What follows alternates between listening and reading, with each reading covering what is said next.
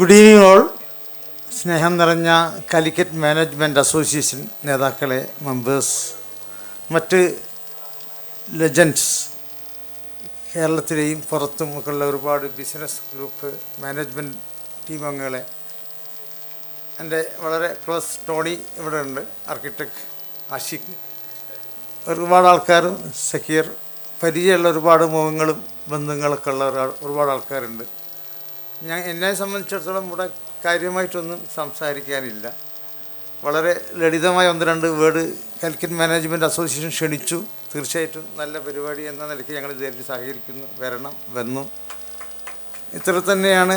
കോഴിക്കോട് വളരെ വർഷങ്ങളായി Calicut management association ഇവിടുത്തെ ബിസിനസ് ഡെവലപ്മെൻറ്റിനും ഇവിടുത്തെ എൻ്റർപ്രണേഴ്സിനെയും പ്രോത്സാഹിപ്പിക്കുന്ന രീതിയിലുള്ള ഒരുപാട് കാര്യങ്ങൾ നടത്തി വരുന്നുണ്ട്. അവർക്കുള്ള നോളജ് ഉണ്ടാക്കാനും ബിസിനസ് ഇൻസ്പിറേഷൻസ് കൊടുക്കാനൊക്കെയാണ് ശ്രമിച്ചുകൊണ്ടിരിക്കുന്നത്. ആ ശ്രമത്തിൽ ഒരുപാട് ബിസിനസ് ഗ്രൂപ്പുകൾ കോഴിക്കോട് ഭാഗത്തു നിന്ന് ഒരുപാട് ചെറുതും വലുതുമായ ന്യൂ എൻ്റർപ്രണേഴ്സും സ്റ്റാർട്ടപ്പും വലിയ എൻ്റർപ്രണേഴ്സൊക്കെ കോഴിക്കോട് നിന്ന് ഉണ്ടായിട്ടുണ്ട്. ഞങ്ങളെ സംബന്ധിച്ചിടത്തോളം കോഴിക്കോട് വളരെ ലളിതമായ രീതിയിൽ തുടങ്ങി ഇന്ന് 13 രാജ്യങ്ങളിലായി വലിയൊരു ടേൺ ഓവറും ഒരുപാട് ആൾക്കാർക്ക് തൊഴിലൊക്കെ കൊടുക്കാൻ പറ്റിയ ഒരു കമ്പനിയായി മാറി.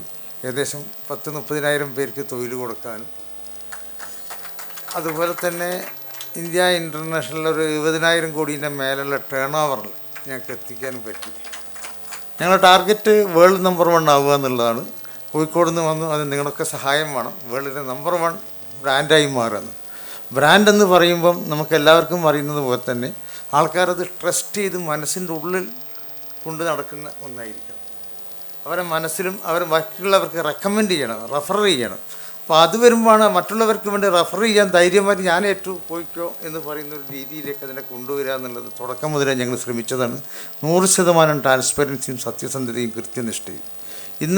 ഇപ്പം ഞങ്ങൾ ESG പൂർണ്ണമായിട്ട് ഫോളോ ചെയ്തുകൊണ്ട് ഏത് പ്രൊഡക്റ്റ്, ഇപ്പം നേരത്തെ സോഴ്സിങ് ഓഫ് ദ പ്രൊഡക്റ്റ്, ഏത് മൈനിൽ നിന്നാണോ മൈൻ ചെയ്യുന്നത്, ആരാണോ റിഫൈൻ ചെയ്യുന്നത്, എങ്ങനെയാണ് ഇന്ത്യയിലെത്തുന്നത്, അത് കംപ്ലീറ്റ് ട്രാക്കിംഗ് സിസ്റ്റമിലെ ഗുഡ് ഡെലിവറി ബാർസ് LBMA പോലത്തെ മാത്രമേ ഞങ്ങൾ മേടിക്കുന്നുള്ളൂ. അതുകൊണ്ട് ഓരോ രാജ്യത്തിനും കിട്ടേണ്ട റോയൽറ്റി അവിടെ കിട്ടും. ഓരോ രാജ്യത്തും അൺഹെൽത്തി യാതൊന്നും നടക്കുന്നില്ല, അല്ലെങ്കിൽ എണ്ണത്തിക്കലൊന്നും നടക്കുന്നില്ല എന്നുള്ള പൂർണ്ണമായ ബോധമായി ബോധ്യത്തോടു കൂടി തന്നെയാണ് നടക്കുന്നത്. അതുകൊണ്ടൊക്കെ തന്നെയും മാർജിനിൽ ചെറിയൊരു കുറവുണ്ടായേക്കാം, പക്ഷേ ടോട്ടൽ ടേൺ ഓവറിൻ്റെ മുകളിൽ ഞങ്ങൾക്ക് വലിയൊരു ബിസിനസ് ഡെവലപ്മെൻറ്റ് ഉണ്ടാക്കാൻ സാധിച്ചിട്ടുണ്ട്. അതുപോലെ കസ്റ്റമറിന് അവരെന്ത് ആഗ്രഹിക്കുന്നു അത് കൊടുക്കുക, അവരെ ഹാപ്പി ആവുക. അത് life long free maintenance. Life long free maintenance എന്ന് പറഞ്ഞാൽ ആ പ്രോഡക്റ്റിൻ്റെ ലൈഫാണ്, ഇയാളെ ലൈഫല്ല. ആ പ്രോഡക്റ്റ് എത്രത്തോളം നിൽക്കുന്നതിനൊക്കെ ലൈഫ് ലോങ് ഫ്രീ മെയിൻ്റനൻസും ബൈബാക്ക് ഗ്യാരണ്ടിയും, പ്രത്യേകിച്ചും വാല്യൂ അപ്രിഷ്യേറ്റ്. ഇന്നത്തെ നിലയിൽ എല്ലാവർക്കും അറിയാം ഗോൾഡും ഡയമണ്ടൊക്കെ വലിയ രീതിയിൽ വില വർദ്ധിച്ചുകൊണ്ടിരിക്കുകയാണ്. വലിയ രീതിയിലാണ് വർദ്ധിക്കുന്നത്. ഏത് വില വർദ്ധിച്ചാലും ഞങ്ങളത് വിറ്റ മാർക്കറ്റ് എന്തോ ആയിട്ട് വാങ്ങിക്കുമ്പോൾ അന്നത്തെ ഒരു ബോർഡർ റേറ്റിൽ 2% കുറച്ചൊക്കെ എടുക്കുന്നുണ്ട്. എത്ര വന്നാലും എടുക്കുന്ന പേയ്മെൻറ്റ് കൊടുക്കുന്ന ഒരുപാട് ആൾക്കാർ ഈ വില കൂടിയപ്പോൾ വിൽക്കാൻ വന്നപ്പം മറ്റു പല സ്ഥലങ്ങളിൽ പോയപ്പോൾ 4-5% മൈനസ് പറഞ്ഞപ്പോൾ 2% ഞങ്ങൾ തിരിച്ചെടുക്കുമ്പോൾ വലിയ ആഗ്രഹമാണ്. അതുപോലെ ഞങ്ങളൊരു അഡ്വാൻസ് ബുക്കിംഗ് സിസ്റ്റം ഡെവലപ്പ് ചെയ്തു. വില കയറിക്കൊണ്ടെങ്കിൽ അഡ്വാൻസ് ചെയ്യാം. ഒരുപാട് കസ്റ്റമേഴ്സ്, ഒരുപാട് ആൾക്കാർ എന്നെ വിളിച്ച് സങ്കടം പറയും, കരയൊക്കെ, സങ്കടമല്ല സന്തോഷം കൊണ്ട് പറഞ്ഞു. കാരണം ഞങ്ങൾക്കത് അത്രയും ബ്ലോക്ക് ചെയ്യാൻ പറ്റിയതുകൊണ്ട് അത് വലിയ ഉപകാരപ്രദമായി. അപ്പോൾ ഇത്രയും ബിസിനസ്സിൽ സത്യസന്ധതയും കൃത്യനിഷ്ഠതയും പാലിച്ചുകൊണ്ട് വേൾഡിൽ എങ്ങനെ നമ്പർ 1 ആവാൻ പറ്റും, അതാണ് ട്രസ്റ്റാണ്, അതാണ് നമ്മുടെ പ്രധാന കാര്യം. അതിൽ ഞങ്ങൾക്ക് നേടാൻ പറ്റി എന്നുള്ളതാണ്. ഇവിടെ എനിക്ക് സംസാരിക്കാനുള്ള പ്രധാനപ്പെട്ട കാര്യം, നമ്മുടെ നാട്ടിലെ ആൾക്കാർക്ക് യൂത്ത് ഒരുപാടുണ്ട്. ഇന്ത്യൻ്റെ ഏറ്റവും വലിയ കരുത്ത് എന്ന് പറയുന്നത് യൂത്ത് ക്വാളിഫൈഡ് മാൻ പവറാണ്. മറ്റ് പല രാജ്യങ്ങൾക്കും അമേരിക്കൻ വെപ്പൺ പവർ ഉള്ള മാതിരി നമുക്കുള്ളത് യൂത്ത് ക്വാളിഫൈഡ്, യൂത്ത് ചെറുപ്പക്കാരാണ്. അതല്ലെങ്കിൽ മിഡിൽ ഈസ്റ്റിന് ഭൂമിക്കടിയിൽ ഒരുപാട് പെട്രോൾ ഉണ്ടാവാം, അതാണ് അവരുടെ ഇന്നത്തെ ഏറ്റവും വലിയ കരുത്ത്.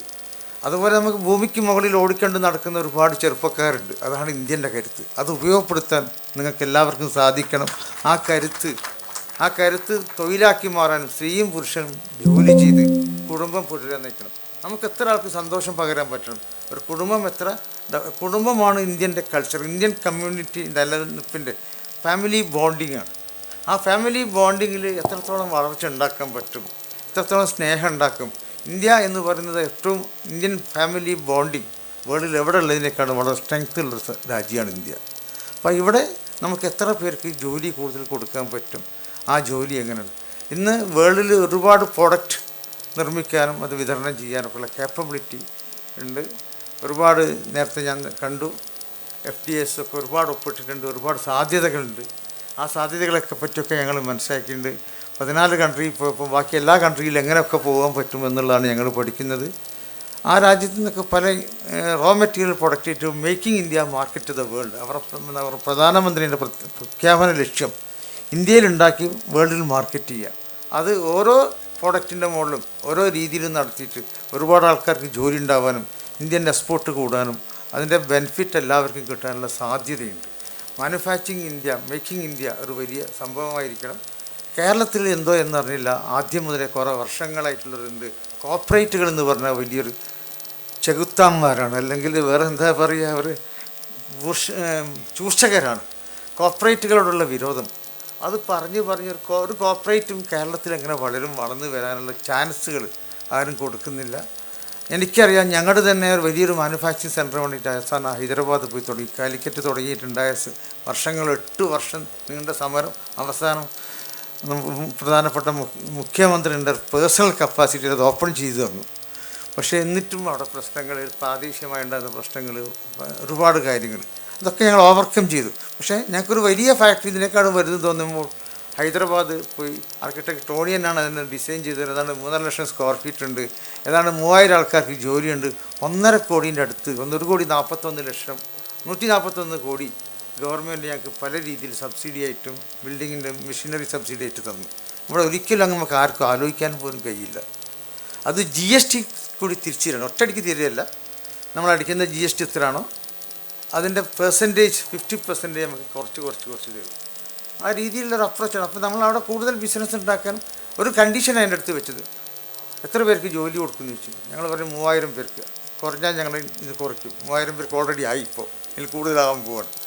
3000 പേർക്ക്, അതിൽ എത്ര പേര് സ്ത്രീകൾക്ക് കൊടുക്കും, എത്ര സ്ത്രീകളുണ്ടാവും? ഏതാണ്ട് ഞങ്ങൾ പറഞ്ഞ ഒരു 30% സ്ത്രീ. ഓക്കെ, ഇത്ര വികലാംഗരുണ്ടാവും. അങ്ങനെ ഓരോ ഡീറ്റെയിലുമായി എഗ്രിമെൻറ്റ് ചെയ്ത് ഞങ്ങൾ അങ്ങോട്ടും ഇങ്ങോട്ടും നിങ്ങൾ എത്ര ഫണ്ട് കൊണ്ടുവരും, എത്ര ഇൻവെസ്റ്റ് ചെയ്യും, ഏതൊക്കെ സമയത്ത് എന്ന ഡീറ്റെയിൽ ചോദിച്ചിട്ടാണ്. നിങ്ങൾ ഏത് പൊളിറ്റീഷ്യനാണെന്ന് ചോദിച്ചിട്ടില്ല, നിങ്ങൾ ഏത് സമുദായമാണെന്ന് ചോദിച്ചില്ല, ഏത് മതമാണെന്ന് ചോദിച്ചിട്ടില്ല. നിങ്ങൾ ഇവിടെ എന്ത് കൊണ്ടുവരുമെന്നാണ് അവർ ചോദിച്ചത്, എങ്ങനെ ജോലി കൊണ്ടുവരുമെന്നാണ് ചോദിച്ചത്. അത് കൊടുത്തു. വളരെ പോസിറ്റീവായി. നമ്മളടുത്ത നൈബർ പല തെലുങ്കാന ആയാലും കർണാടക ആയാലും അതുപോലെ തമിഴ്നാടൊക്കെ ഒരുപാട് പ്രോത്സാഹനങ്ങൾ കൊടുക്കുമ്പോൾ കേരളം ഒരുപാട് കുറേ പിറകിലാണ് അക്കാര്യത്തിൽ. കോർപ്പറേറ്റുകൾ വരണം, കോർപ്പറേറ്റുകളും കോർപ്പറേറ്റ് സൊസൈറ്റി ഒക്കെയാണ് ഇവിടെ തിരക്കുകളില്ല. പക്ഷേ കോർപ്പറേറ്റ് കമ്പനികൾ വലിയ പ്രയാസമാണ്. അപ്പോൾ കോർപ്പറേറ്റ് കമ്പനികൾ വന്നിട്ട് വലിയ ഇൻവെസ്റ്റ്മെൻറ്റും വലിയ ഫാക്ടറിയും വരണം. അതുപോലെ ഇവിടെ ഒരുപാട് ഭൂമിയുണ്ട്, ഒരുപാട് ലാൻഡുകൾ, ഒരുപാട് തോട്ടങ്ങളുണ്ട്. ഈ തോട്ടങ്ങളിലൊക്കെ കർഷകൻ എന്താണോ താല്പര്യമുള്ളത് കൃഷി ചെയ്യാനുള്ളൊരു അവസരം കൊടുക്കണം. അതിന് കൺവേർഷൻ കൊണ്ടുവരണം. ഒരുപാട് വലിയ വലിയ തോട്ടങ്ങൾ എനിക്കറിയാം, ഇടുക്കിയും വയനാടും ഒക്കെ ആയിട്ട് വലിയ തോട്ടങ്ങൾ ഇന്ന് നെഗ്ലക്റ്റ് ചെയ്ത് കിടക്കുകയാണ്. തീരെ ആരും ശ്രദ്ധിക്കപ്പെടാതെ, അതിൽ നിന്നുള്ള യഥാർത്ഥ ഉൽപ്പന്നം വരാതെ, അതിലൊക്കെ പലതരം ഫ്രൂട്ട്സ്. ഇന്ന് കേരളത്തിൻ്റെ കാലാവസ്ഥ ഭയങ്കര ഒരു കാലാവസ്ഥയാണ്. ഏത് തരം ഫ്രൂട്ട്സും വെജിറ്റബിൾസും ഒരുപാട് ഇവിടെ വളർന്നു വരാനുള്ള ഒരുപാട് ധാതുക്കൾ അടങ്ങിയ മണ്ണാണ്. ഈ മണ്ണിൽ ഒരുപാട് ഫലപുഷ്ടിയുണ്ട്. ഈ മണ്ണിൽ എന്തും ഉൽപ്പാദിപ്പിക്കാനും അത് എവിടെയും കൊണ്ടുപോയി വിൽക്കാനുള്ള കർഷകർക്കുള്ള കൊടുക്കേണ്ട ആ ഒരു കർഷകരെ പ്രോത്സാഹിപ്പിക്കണം. കാർഷിക വിവർത്തിക്ക് ഒരുപാട് സാധ്യതയുണ്ട്. കേരളം വളരെ കുറഞ്ഞ സ്ഥലമേ ഉള്ളൂ, ഉള്ള സ്ഥലം വളരെ ഗംഭീരമാണ്. ആൾക്കാർക്ക് വളരെ ബുദ്ധിയും കഴിയും, എക്സ്ട്രാ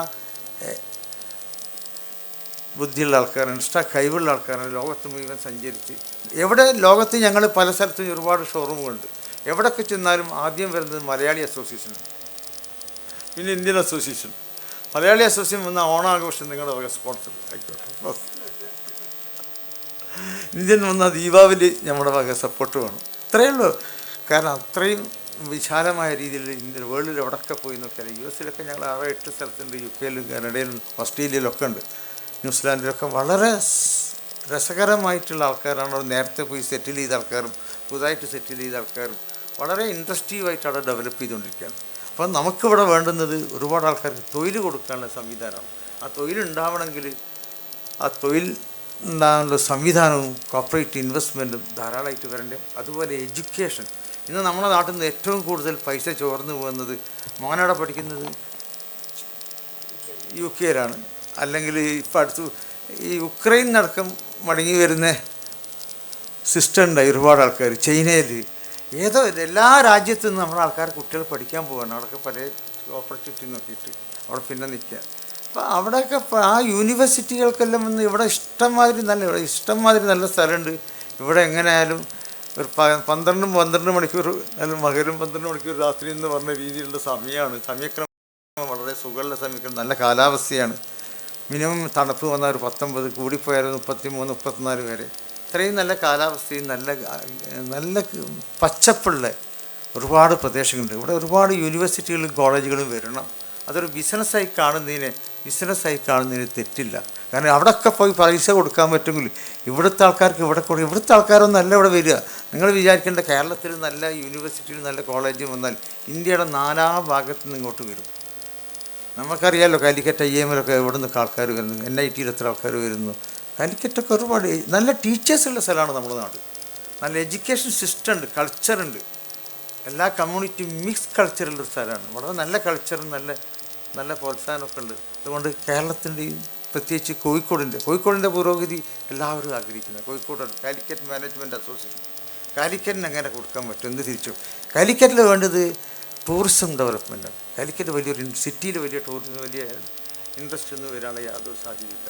സരോവരം സെൻട്രൽ പാർക്ക് ആയിക്കൊണ്ടൊരു വലിയ ടൂറിസം അമ്യൂസ്മെൻറ്റ് പാർക്ക് വരണം. വലിയ അമ്യൂസ്മെൻറ്റ് പാർക്ക്, ഒരു 4-5 5 സ്റ്റാർ ഹോട്ടൽസ്, വെൽനസ് സെൻറ്റേഴ്സ്, ഒരുപാട് നല്ല ഹോസ്പിറ്റൽസ്, അതുപോലെ ഹെൽത്ത് ടൂറിസം, എഡ്യൂക്കേഷൻ ടൂറിസം, ഇതൊക്കെ ഡെവലപ്പ് ചെയ്തുകൊണ്ട് ഒരുപാട് ആൾക്കാർക്ക് തൊഴിലും.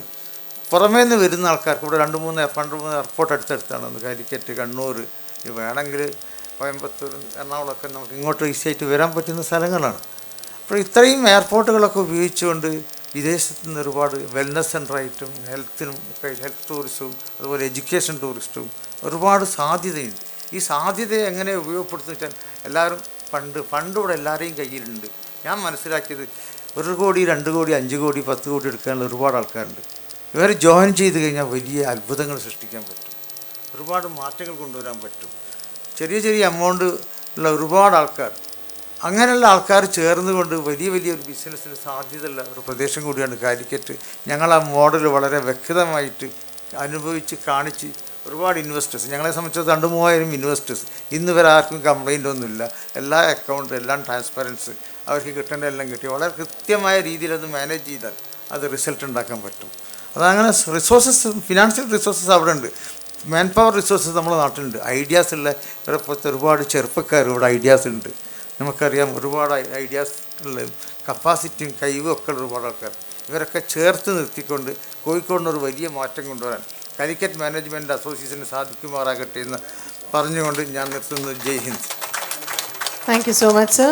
It's always a pleasure to hear you speak. Our next speaker for the day is Mr. Arjun Mohan, former CEO, Byju's and Upgrad, startup consultant and advisor, author and investor. May I please request Mr. Ashik KP to kindly accompany Mr. Arjun Mohan to the stage.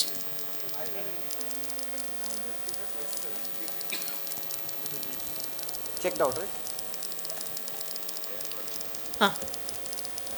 Arjun Mohan is an Indian executive who has managed multiple new generation digital businesses in his career. He is an engineer from NITC and an MBA from